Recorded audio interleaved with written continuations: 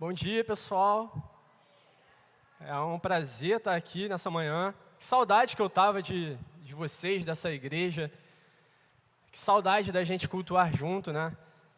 A gente vê as mensagens na live, a gente vê as mensagens na internet, mas nada se compara a isso, né? O corpo de Cristo reunido, a igreja de Cristo reunida, juntos, né? E potencializando aquilo que Deus separou para a gente, né? Hoje a mensagem ela vai estar baseada em João, no Evangelho de João. Eu peço que vocês abrem em João 14. Você de casa também.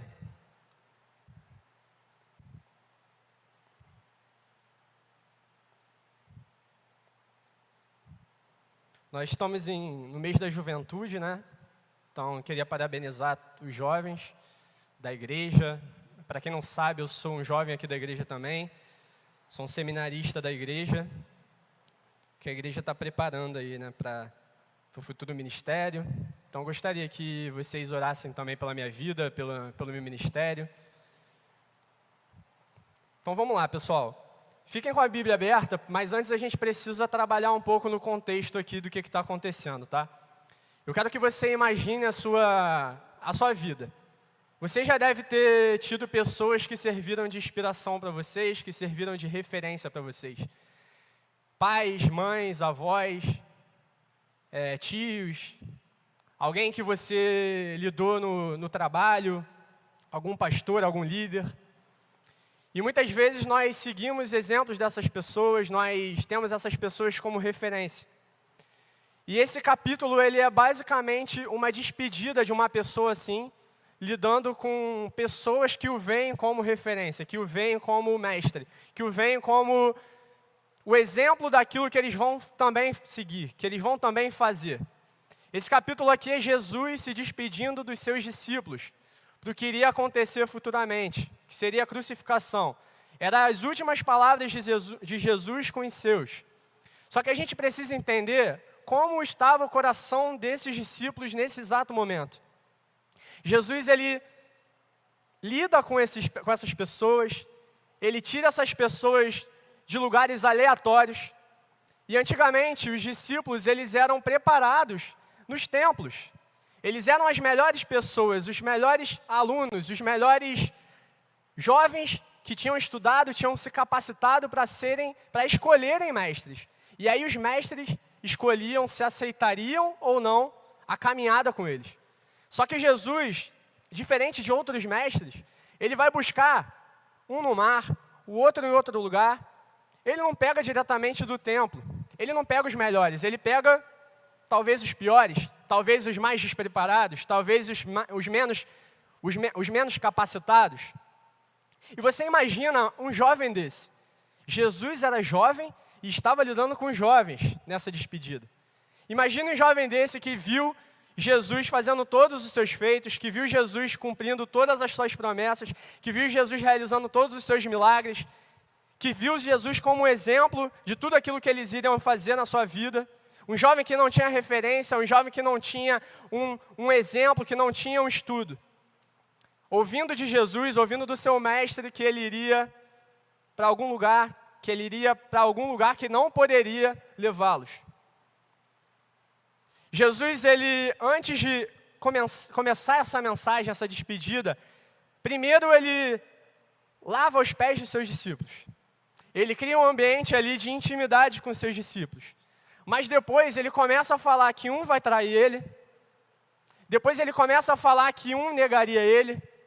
E depois ele avisa que os seus discípulos não iriam poder segui-lo. Imagina a mente, o coração de uma pessoa. Imagina você na posição dessas pessoas. Se alguém que você tem como referência diz para você, eu não estarei mais aqui e você não vai poder me acompanhar. Vamos ler o capítulo 14 agora? Para a gente trabalhar em cima desse texto aqui, muito precioso. Jesus, o caminho para o Pai. Que o coração de vocês não fique angustiado. Vocês creem em Deus, creiam também em mim. Na casa de meu Pai há muitas moradas. Se não fosse assim, eu já lhes teria dito, pois vou preparar um lugar para vocês. E quando eu for e preparar um lugar, voltarei e os receberei para mim mesmo. E para que onde eu estou, vocês também estejam. E vocês conhecem o caminho para onde eu vou. Então Tomé disse a Jesus: não sabemos para onde o Senhor vai. Como podemos saber o caminho? Jesus respondeu: eu sou o caminho, a verdade e a vida. Ninguém veio ao Pai senão por mim. Se vocês não conhecerem, conhecerão também o meu Pai. E desde agora vocês o conhecem e têm visto. Filipe disse a Jesus: Senhor, mostre-nos o Pai, e isso nos basta. Jesus respondeu: há tanto tempo estou com vocês, Filipe, e você ainda não me conhece? Quem vê a mim, vê o Pai. Como é que você diz, mostre-nos o Pai? Você não crê que eu estou no Pai e que o Pai está em mim? As palavras que eu digo a vocês, não as digo por mim mesmo, mas o Pai que permanece em mim faz as suas obras. Creiam que eu estou no Pai e que o Pai está em mim. Creiam menos por causa das mesmas obras. Em verdade lhes digo que aquele que crê em mim fará também as obras que eu faço e outras maiores fará, porque eu vou para junto do Pai. E tudo o que vocês pedirem em meu nome, isso farei, a fim de que o Pai seja glorificado no Filho. Se me pedirem alguma coisa em meu nome, eu farei. Pai, nós te agradecemos, Senhor, pela sua palavra. Eu poderia parar por aqui hoje, porque a sua palavra já é viva e eficaz para os nossos corações, poderosa e muda a nossa vida, transforma a nossa vida. Mas hoje o Senhor me colocou aqui como um instrumento seu, que o Senhor possa estar conduzindo, Senhor, esse culto, essa mensagem, que o Senhor possa estar passando aquilo que os seus filhos precisam ouvir e trabalhar no coração deles dessa mensagem. A oração que eu te faço, em nome de Jesus, amém. Jesus, a primeira frase que ele fala aqui é a seguinte: não perturbem o coração de vocês. Não se preocupem se vocês estão com medo, se eu estou partindo e vocês não podem me seguir. Não se preocupem que eu vou deixar vocês aqui. E o primeiro aprendizado que eu tiro desse texto aqui é que nós, mesmo sentindo dificuldade, Jesus ele passaria por tudo aquilo que ele passou. Ele seria humilhado na pior morte possível. Ele seria zoado na língua dos jovens. Ele seria castigado. Ele seria violentado. E mesmo assim, Jesus tinha um coração que apaziguava e que acalmava o coração de suas ovelhas. Nós precisamos ser assim. Nós, em momentos de desesperança que vivemos, mesmo nós estamos nessa desesperança, nós precisamos ser conforto para as pessoas que estão vivendo adversidades. O momento que nós estamos não é simplesmente um momento para que a gente fique desesperado, mas não, para que a gente sirva de conforto, usando a palavra de Deus para confortar as outras pessoas, porque nós conhecemos a verdade. E a esperança que Jesus ele fala aqui para os seus discípulos é a seguinte: vocês não precisam ficar desesperançosos, vocês não precisam ficar desesperados, vocês não precisam ficar com medo, porque a esperança de vocês não está no mundo, a esperança de vocês não está no aqui, nos bens materiais, não está nas coisas que acontecem aqui onde nós estamos vivendo. A esperança de vocês não está em uma pandemia, a esperança de vocês está no amanhã. A nossa vida de cristão deve ser pautada, deve estar fixada na esperança escatológica, que é a esperança depois da morte, que é a esperança que Jesus virá e que Jesus ele preparar moradas para a gente. E aqui quando a gente vê que ele vai preparar muitas moradas, às vezes nós pensamos, caramba, Deus vai preparar vários lugarzinhos, vão ter várias casas, e não é assim que Jesus está pensando aqui. Jesus está falando que existe espaço para todos nós, existe espaço para que a gente vá para o céu e faça parte do reino de Deus, do reino glorioso de Deus. E esse reino de Deus ele já está preparado desde a fundação do mundo. Jesus ele não vai construir, Jesus ele vai abrir, porque ele é a redenção, ele é o sacrifício vivo pelos nossos pecados. Então algo que era fechado, algo que era isolado, algo que era trancado, hoje está aberto para a gente. E Jesus, aqui nesse momento, ele se coloca como exclusivo, ele se coloca como único. Então o único caminho que nos leva a essa vida eterna, essa vida que realmente faz sentido e a vida que nos tira a desesperança e o medo, é Jesus. E esse é o momento que ele fala, cara, podem existir outras ideias, podem existir outras religiões, podem existir qualquer outra coisa, mas eu sou o único que você vai ter acesso ao Pai. Eu sou o único que você vai ter acesso à vida eterna. Então é nisso que nós precisamos ter a nossa esperança pautada. E no decorrer do texto que eu li aqui, a gente começou a perceber que alguns discípulos começaram a confrontar ali o que estava acontecendo. Pai, que caminho é esse? Pai, mostra-nos o Pai, porque a gente não está sabendo o que está acontecendo. Às vezes em momentos de adversidades, às vezes em momentos de dificuldades, nós precisamos de algo de Deus para nós. Nós precisamos que Deus ele traga algumas respostas, que Deus use pessoas para que nos aconselham, que Deus use pessoas para nos falar alguma coisa, que Deus apareça muitas das vezes e a gente consiga ouvir a voz dele. E Filipe, ele está falando bem claro aqui, Senhor, mostre-nos o Pai, isso nos basta. Jesus está falando assim, Jesus, dá uma palhinha, dá um exemplo de Deus, mostra Deus aqui, real aqui, fisicamente, para que a gente seja mais fácil de crer, para que a nossa esperança seja mais fácil de acreditar, para que a gente tenha uma fé mais aguçada, uma fé mais forte. E às vezes a gente pensa, caramba, Filipe caminhou com Jesus durante 3 anos. Filipe, ele sentou com Jesus, ele almoçou com Jesus, ele comeu com Jesus. E mesmo assim ele pede uma manifestação de Deus. Mesmo assim ele quer uma prova real de que Deus está ali. E às vezes nós fazemos isso. Às vezes nós precisamos de provas de que Deus ele está com a gente. Nós precisamos de respostas, nós precisamos de atitudes, de ações de Deus nas nossas vidas. E Jesus ele diz, vocês não precisam disso. Porque eu estou com vocês há 3 anos. No nosso caso, eu estou com vocês há mais de 2000 anos. Vocês não precisam que Deus venha, porque o próprio Deus está com vocês. O próprio Deus, ele habita em vocês. O próprio Deus, ele está dialogando com vocês. Vocês não precisam se desesperar. Vocês não precisam ficar preocupados. E o que a gente aprende com isso? Que Jesus, Deus, ele está com a gente mesmo quando nós não o entendemos. Quantas vezes algumas coisas já aconteceram na nossa vida, na sua vida, e que você não entendeu? E que você simplesmente confiou que era Jesus fazendo alguma coisa. E que você confiou que era o Espírito Santo te conduzindo.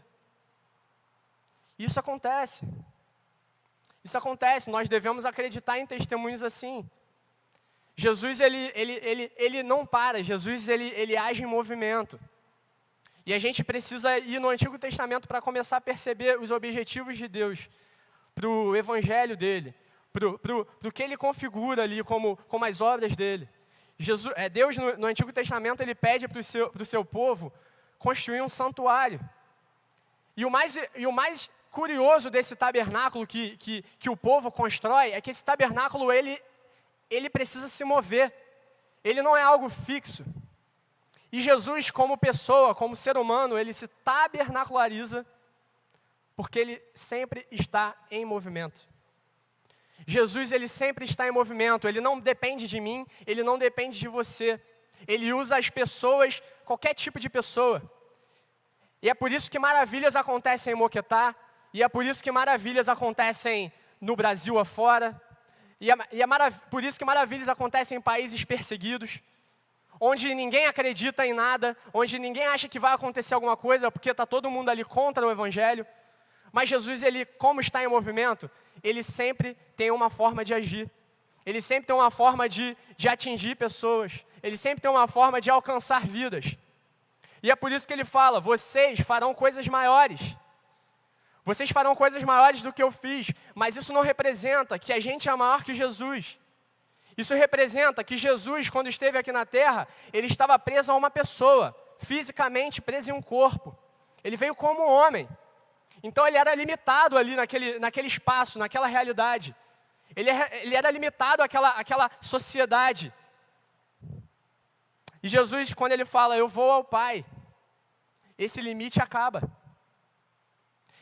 esse limite acaba. É por isso que ele vai falar, vocês farão obras maiores em meu nome. Porque Jesus está ao lado do Pai hoje, e está nos guiando para fazer coisas maiores em nome dEle. Jesus hoje não está em um corpo sendo limitado. Jesus hoje está no céu, nos olhando e nos guiando. E nos conduzindo para que a Igreja Batista em Moquetá faça obras para Ele. Para que a Igreja Batista em Moquetá faça maravilhas para Ele. E Jesus fala aqui, se me pedirem alguma coisa em meu nome, eu farei. Esse versículo aqui parece como se fosse um cheque em branco para você pedir qualquer coisa para Jesus. E muitas religiões, muitas denominações constroem isso. Que qualquer coisa que você pedir aqui, Jesus vai realizar na sua vida. E não é bem assim. Isso aqui está muito voltado às obras que a gente vai fazer para o Evangelho, para Jesus. Jesus ele não vai recusar se você orar e pedir para que você seja ousado. Essa é uma oração que ela não é rejeitada. O eis-me aqui, envia-me a mim, ela nunca vai ser rejeitada. Jesus ele quer te usar.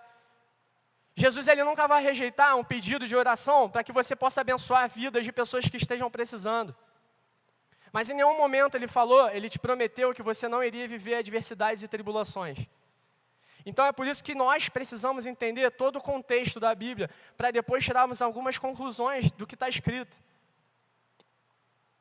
Jesus ele sempre vai te atender quando tudo que você pedir for voltado para a obra dele. Se as coisas que você pedir forem voltadas para alguma ação que está no coração dele. Isso eu não tenho dúvidas.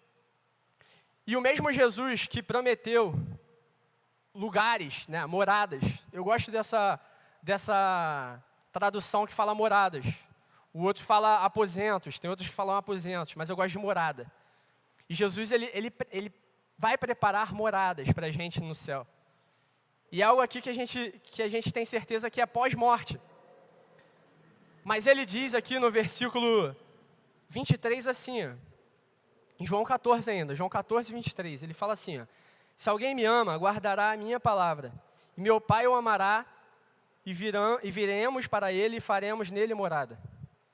Esse versículo aqui, ele está muito mais voltado para a nossa posição aqui, como servos de Deus terrenos, na terra, para que depois a gente consiga o nosso habitar no céu, a morada no céu.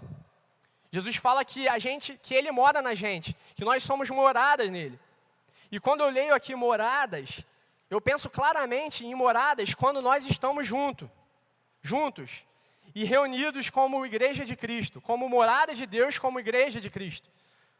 Eu consigo ser morada de Jesus, ele já diz, mas quando nós estamos aqui reunidos, quando nós estamos juntos, quando nós estamos cultuando, glorificando o nome de Jesus juntos, nós temos muito mais potencial, muito mais força do que sozinhos. Jesus, Deus, Ele usa pessoas durante toda a Bíblia. Ele levanta pessoas para mudar. Mas essas pessoas, futuramente, elas se reúnem com exércitos, com pessoas que têm o mesmo pensamento. E a Igreja de Cristo, ela foi fundada, foi criada no coração de Deus. Deus, Ele cria um conceito de igreja.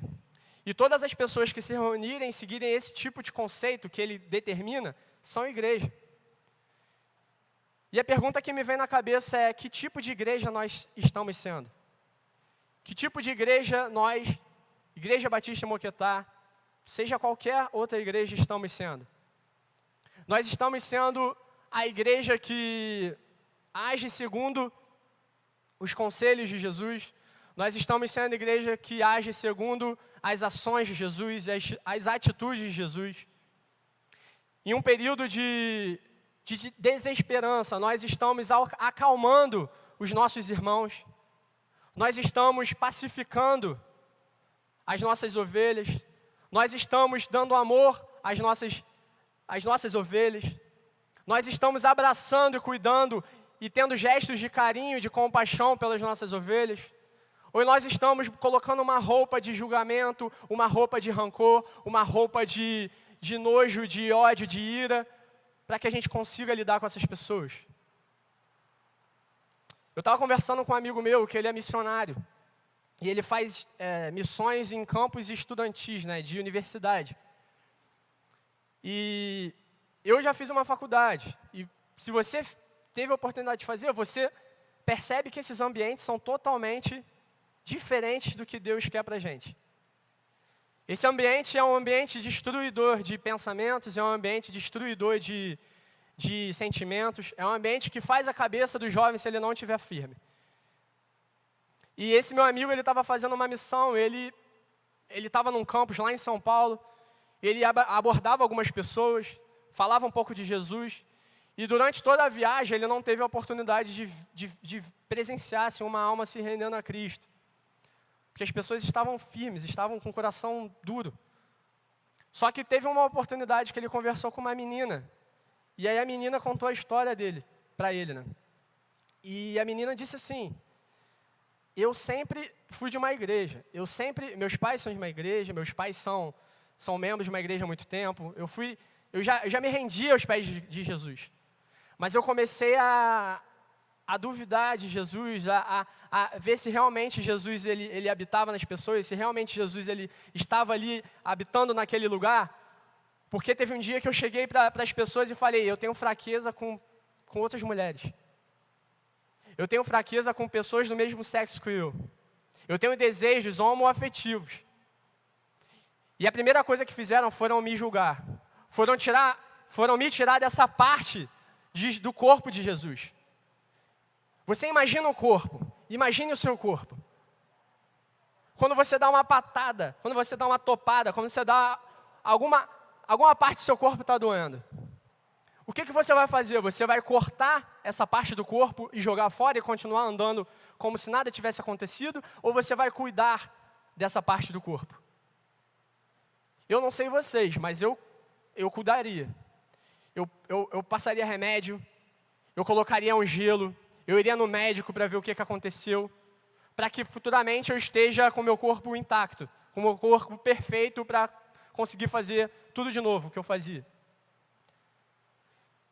E, infelizmente, muitas das nossas igrejas estão destruindo pessoas espiritualmente. E a igreja que deveria amar e mostrar o caminho, a verdade e a vida que é Jesus, a igreja que deveria abrir as portas para que essas pessoas fossem cuidadas de qualquer tipo de pecado, as pessoas estão afastando esse tipo de gente da igreja, porque acham que elas não são bem-vindas, elas não são aquilo que compactua, ou aquilo que serve que entra na definição do conjunto que está ali. E Jesus, ele mostra que nós não devemos ser assim. Nós não devemos passar a mão em pecado. Nós não devemos passar a mão em erros. Nós não devemos, mas nós não devemos julgar também. Nós não devemos afastar essa pessoa do corpo de Cristo. Nós devemos amá-la, instrucioná-la, instruí-la, para que ela futuramente mude de vida. Para que ela futuramente perceba o que ela está vivendo ali e que aquilo dali não é uma vida para ela. Se nós não fizermos isso como igreja de Cristo, onde mais elas acharão isso? Onde mais elas encontrarão a verdade? Onde mais elas encontrarão o que está escrito aqui, os aprendizados que a gente aprendeu? Isso já aconteceu na nossa vida. Em muitos momentos nós tínhamos problemas, em muitos momentos nós tínhamos dificuldade, em muitos momentos nós errávamos. E Deus transformou a nossa vida, porque essas pessoas não têm direito de serem transformadas também. Seja qual tipo de erro for, qual tipo de pecado for, não estou sendo particular com isso. Hoje, existe uma pesquisa que fala que o número de pessoas que não querem fazer parte de uma igreja está crescendo. E eu não estou falando de pessoas que não acreditam em Deus. Eu estou falando de pessoas que acreditam num ser maior, que acreditam num transcendente, mas não querem cultuar em igreja. Que não querem cultuar conosco, porque já foram machucadas, porque já foram maltratadas. E esse período que nós estamos vivendo, ele é perfeito para isso. Esse período que nós estamos vivendo, ele é muito bom para que a mensagem consiga chegar a corações que não conhecem. Mas também é muito bom para confortar pessoas a ficarem em seus sofás ouvindo uma mensagem e não cultuarem em corpo de Cristo. Para não cultuarem com outras pessoas que têm a mesma visão, que acreditam na mesma coisa. O conceito de igreja é reunir pessoas que têm experiências diferentes, que têm vidas diferentes, que têm passados diferentes, para que se juntem, para que se tornem nova criatura e que aí façam as obras de Cristo. Nós precisamos de um coração igual a Cristo.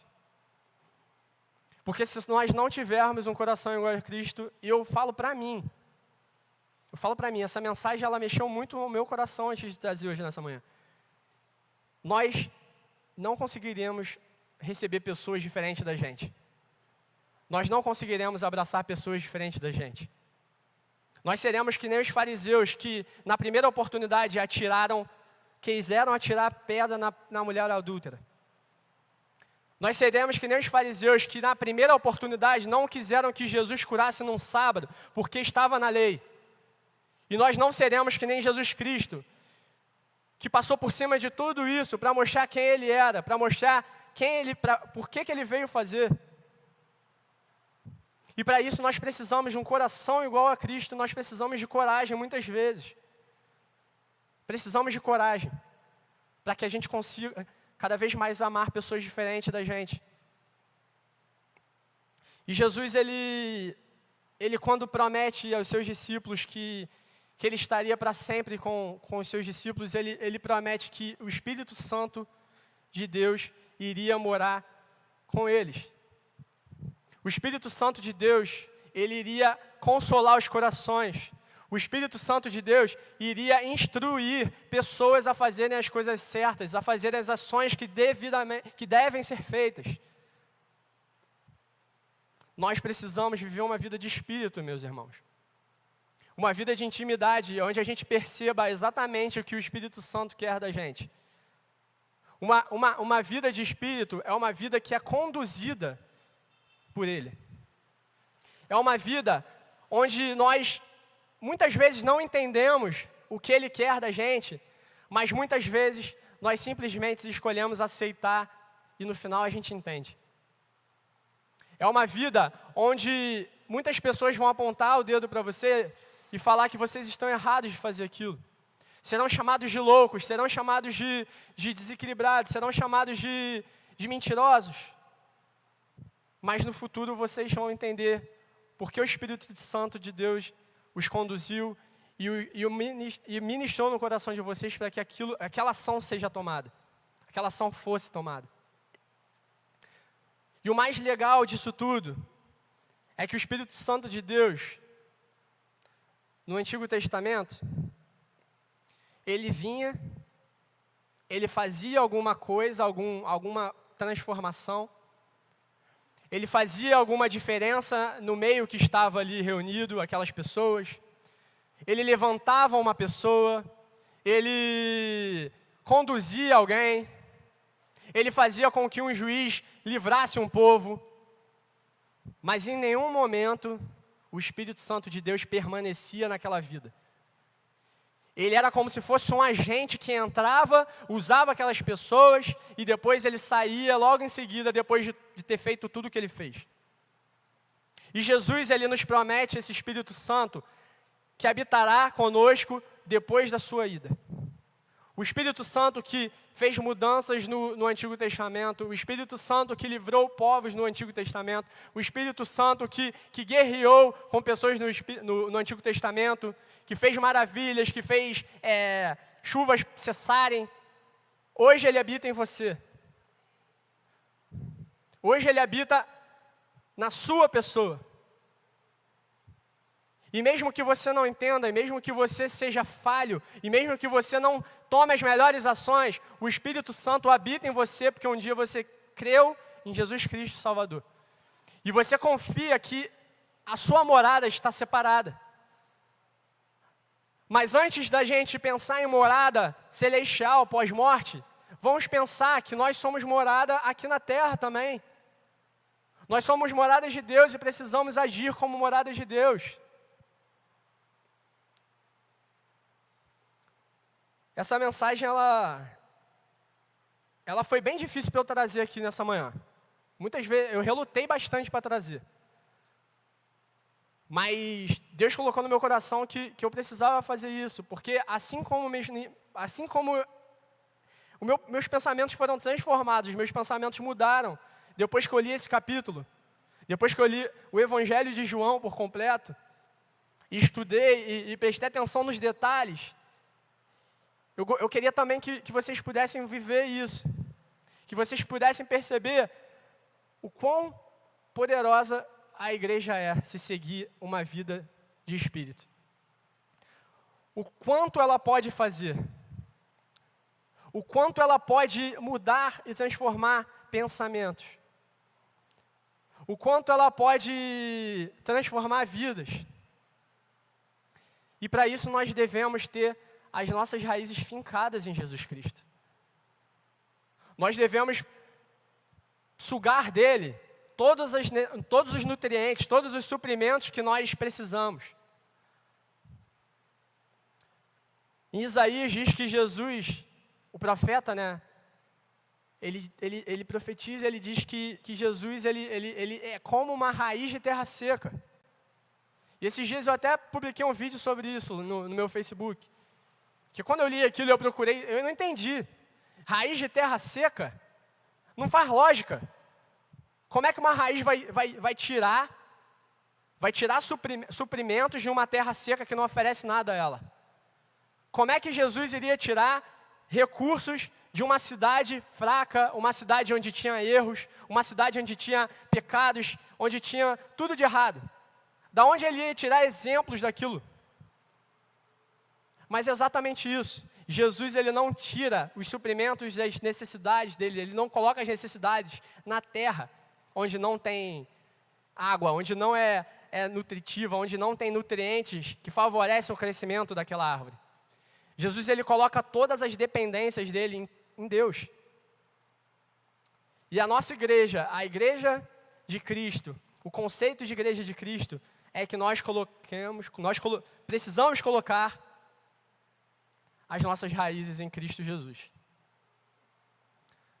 Para que aí sim nós sejamos agentes de transformações e sejamos usados pelo Espírito Santo de Deus.